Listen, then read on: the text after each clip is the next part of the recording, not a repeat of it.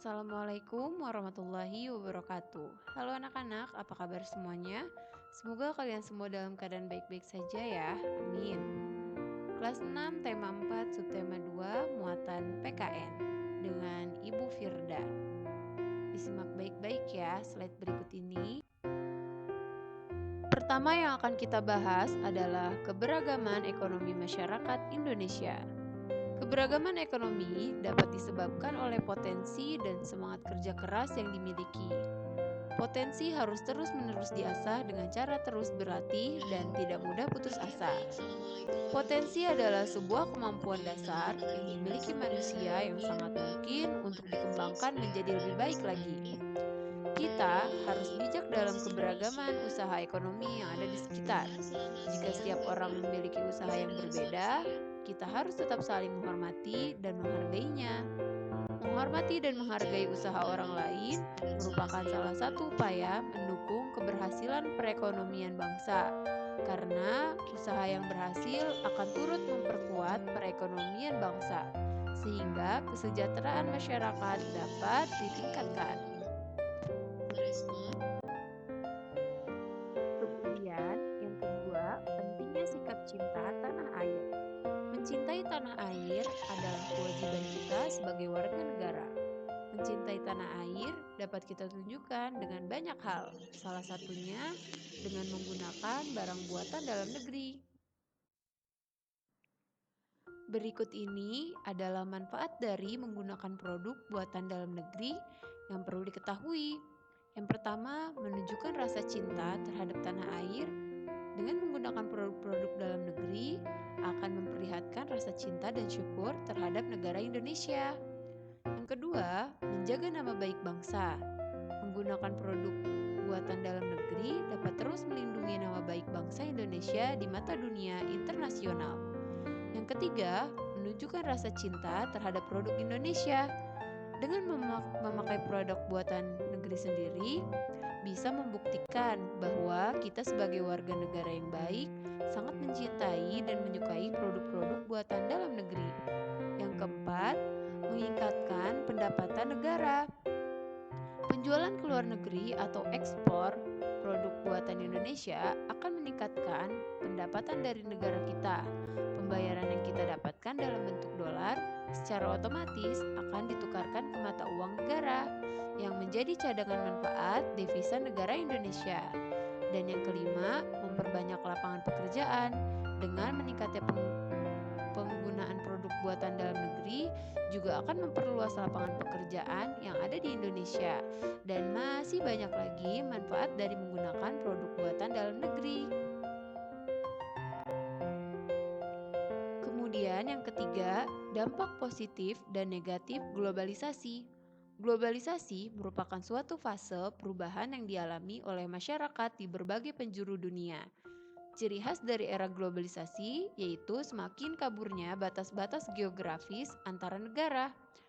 Pertukaran informasi serta arus barang maupun jasa tidak lagi hanya dilakukan dalam cakupan negara, lokal, atau nasional, namun juga merambah lintas negara, global, dan internasional. Globalisasi tidak dipungkiri mampu menjangkau seluruh aspek kehidupan manusia. Meskipun globalisasi banyak membawa dampak positif, faktanya juga terdapat beberapa dampak negatif yang ditimbulkan, antara lain adalah dampak positif. Yang pertama, globalisasi memungkinkan individu antar negara untuk saling berkomunikasi secara mudah dan juga murah. Yang kedua, globalisasi memungkinkan terjadinya pertukaran informasi dan diseminasi pengetahuan secara cepat dan tepat. Yang ketiga, globalisasi memungkinkan masyarakat dari berbagai komunitas, negara, serta latar belakang budaya dan agama yang berbeda untuk saling mengenal dan memahami perbedaan satu sama lain.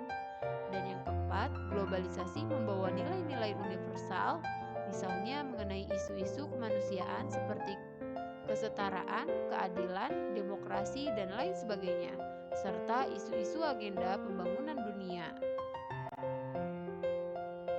Dampak negatif. Yang pertama, globalisasi memunculkan perilaku budaya masyarakat konsumtif, Sebagai contoh, kemudahan untuk mengakses media massa serta kehadiran media sosial mendorong individu untuk terus membeli barang-barang terkini, sebagaimana tren yang berkembang. Yang kedua, globalisasi membawa pengaruh pada bahasa dan kebudayaan lokal. Dalam hal ini, bahasa Inggris yang dikenal dengan bahasa internasional memiliki kemungkinan untuk mengikis bahkan menghilangkan bahasa-bahasa lokal. Yang ketiga, globalisasi memiliki kemungkinan untuk menghilangkan tradisi, kebiasaan, dan adat istiadat masyarakat. Dan yang keempat, globalisasi memperlebar kesenjangan sosial pada skala lokal, nasional, dan global. Dalam hal ini, masyarakat pedesaan terpencil yang kesulitan dalam mengakses internet akan semakin tertinggal jika dibandingkan dengan masyarakat perkotaan. Begitupun dengan skala global, negara yang tidak memiliki kemampuan mengembangkan teknologi akan jauh tertinggal dengan negara-negara maju lainnya dalam aspek pertumbuhan ekonomi. Yang keempat, mengembangkan potensi diri untuk menghadapi era globalisasi. Contohnya, kalian memiliki potensi sebagai berikut. Berenang. Usaha untuk mengembangkan diri adalah berlatih renang dengan tekun dan didampingi oleh pelatih. Kemudian menggambar. Sering menggambar dan belajar berbagai teknik menggambar. Kemudian menari, belajar di sanggar tari dengan rajin. Dan menulis cerita, rajin menuliskan ide-ide tulisan, kemudian mengembangkannya.